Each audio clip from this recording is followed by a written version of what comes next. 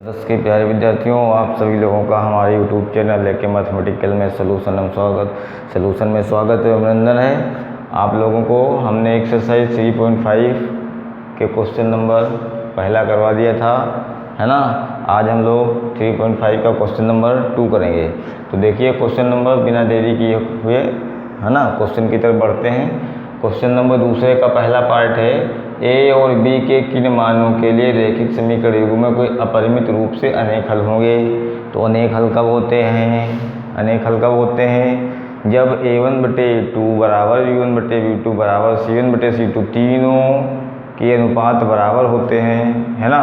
तो अपरिमित रूप से अनेक हल होते हैं। जब पहला दूसरा दोनों बराबर, पहले ही दूसरा के बराबर नहीं होता है तो अद्वितीय हल होता है ना, अद्वितीय हल होता है। और जब तीनों बराबर होते हैं तो अनेक हल होते हैं। जब पहला दूसरा बराबर होता, तीसरा बराबर नहीं होता तो कोई हल नहीं होता है।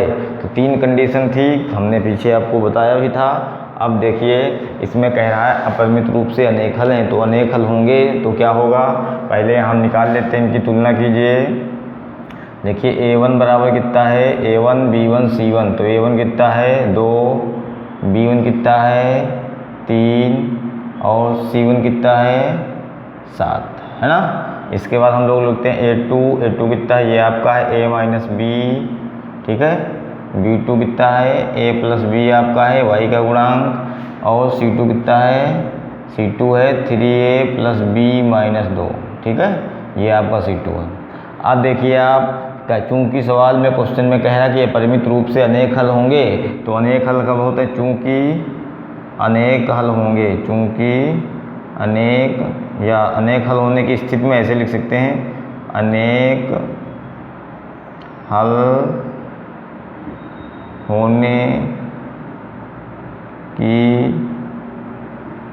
स्थिति में, अनेक हल होने की स्थिति में क्या होता है, a1/a2 बराबर होता है b1/b2 और बराबर होता है c1/c2। तीनों कंडीशन, तीनों जो है अनुपात बराबर होते हैं। तो अब मान रख दीजिए a1 का मान कितना है 2/a2 का मान कितना है a माइनस बी, बराबर b1 कितना है 3 है, b2 कितना है a प्लस बी, है ना, बराबर c1 कितना है 7/c2 कितना है 3a प्लस बी माइनस 2, ठीक है।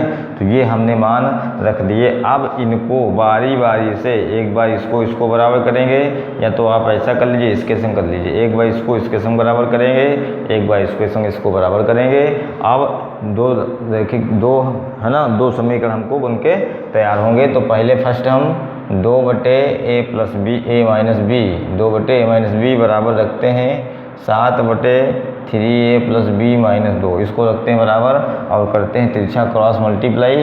तो ये हो जाएगा 2 3 6a प्लस 2b माइनस 2 दूनी 4 बराबर 7a माइनस 7b। इधर प्रक्षांतर करेंगे 6 भैया, ये 7 इधर आएगा माइनस का हो जाएगा, ये प्लस का 2b और ये माइनस का इधर आएगा प्लस का हो गया, ये माइनस का 4 उधर गया, तो प्रक्षांतर होने पे प्लस का हो गया।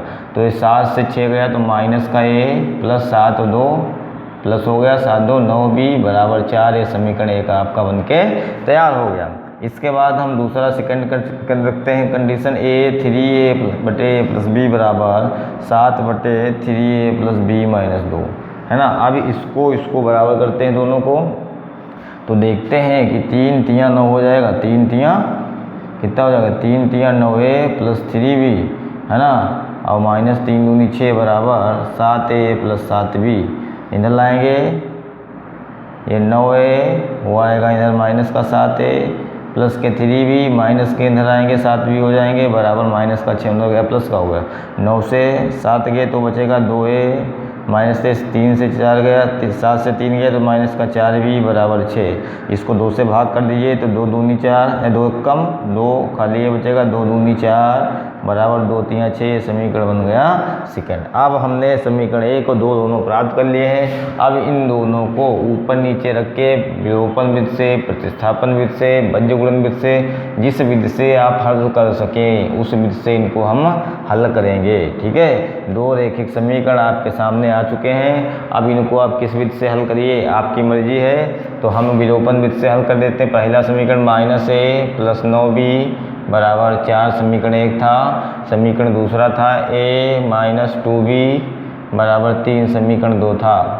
अब इसको हम जोड़ने पे लगा देते हैं, क्योंकि प्लस का एक a है, एक माइनस का एक है, तो दोनों कट जाएंगे, प्लस माइनस कट गए, 9 से 2 गया तो 7 भी बचा। कितना बचा? और 4 3 भी 7 होता है, तो b बराबर 7/7, तो b बराबर आ गया 1। b का मान 1 प्राप्त हो गया। b का मान समीकरण 1 या 2 में किसी में भी आप रख सकते हैं, तो उससे हम 1 का मान निकाल लेंगे। तो देखेंगे b का मान समीकरण 1 में रखने पर, b का मान समीकरण 1 में रखने पर 1 में रख दीजिए भाई, -a प्लस 9 इंटू b का मान 1 बराबर 4। तो ये आपका आ जाएगा -a प्लस 9 1 कम 9 बराबर 4। तो -a बराबर हो जाएगा 4 प्लस का 9 हो जाएगा माइनस का हो जाएगा, तो -a बराबर 9 से 4 जाएगा तो -5 बचेगा। ठीक है, तो माइनस माइनस कैंसिल हो जाएगा, तो ये बराबर आ जाएगा 5। तो a व b का मान आपको कह रहा था, a व b के किस मान के लिए दिए गए रैखिक समीकरण के युग्म समीकरणों के युग्म अपरिमित रूप से अनेक हल लगते हैं। तो जब a बराबर 5 होगा, b बराबर 1 होगा, तो अपरिमित रूप से अनेक हल होंगे, अन्यथा नहीं होंगे। तो ये आपका था क्वेश्चन इस नंबर 2 का पहला पार्ट, जो हमने आपके सामने रखा, आपको समझाया। और अब हम इसकी तरफ चलते हैं क्वेश्चन नंबर 2 के दूसरे पार्ट नंबर 2 की तरफ। तो पार्ट नंबर 2 देखिए, के किस मान के लिए, के किस मान के लिए है ना, के किस मान के लिए निम्न रैखिक समीकरणों, वही भाषा लिखनी है, रैखिक समीकरणों